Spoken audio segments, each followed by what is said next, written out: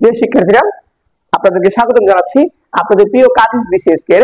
এবং আপনাদেরকে আজকে আমরা সূচক থেকে একটি সহজ টেকনিকে কিভাবে আপনারা এই অঙ্কটি করতে পারেন এবং এখান থেকে একটি নিশ্চিত মার্ক আপনারা সহজেই পেতে পারেন সেটি নিয়ে আমরা আলোচনা করব। এবং আপনারা জেনে থাকবেন সূচক থেকে বিসিএস সহ অন্যান্য ব্যাংক এবং বিভিন্ন যে পরীক্ষাগুলো রয়েছে প্রাইমারি সব পরীক্ষায় এখান থেকে একটি অঙ্ক থেকে থাকে। কিন্তু এখানে যে বিষয়টি হয় এটি হচ্ছে সবচেয়ে সহজ চ্যাপ্টার, কিন্তু এখান থেকে সবচেয়ে কঠিন প্রশ্নটি করা হয় এবং প্রায় অনেকেই ভুল করেন এখানে। এবং আমরা আপনাদেরকে দেখাবো আপনাদের এখানে যে ধরনের অঙ্ক দিই সেখানে আপনারা এখানে ভুল করবেন না।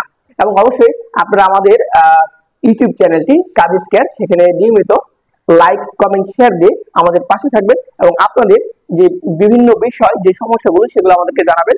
আমরা সেই বিষয়গুলো নিয়ে আরো কিছু আমরা ক্লাস আমরা নিব।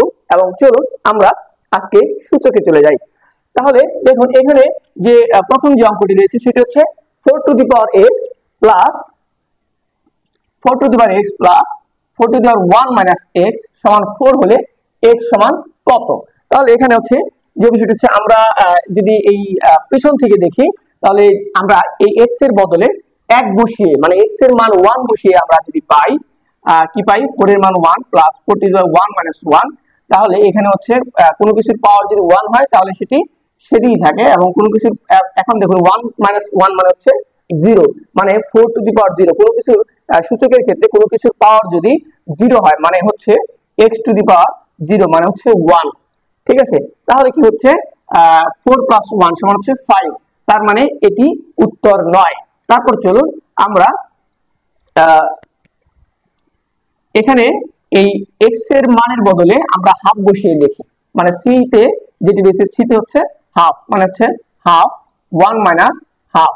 তাহলে এখানে যে বিষয়টি হচ্ছে যে এই হাফ মানে হচ্ছে দেখুন 4 মানে হচ্ছে 2 square to the power half plus, তাহলে এখানে 1 মাইনাস হাফ মানে হচ্ছে কিন্তু 4 to the power 2 minus 1 divided by 2। তাহলে এখানে হচ্ছে আপনারা দেখুন যে 2 ইনটু হাফ প্লাস 2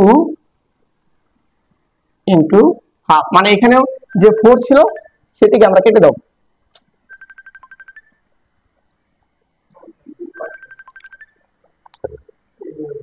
আচ্ছা, আমরা তো রেকর্ড করতেছিলাম ওয়াইফাই বোধহয় বন্ধ করে দেওয়া আছে সব।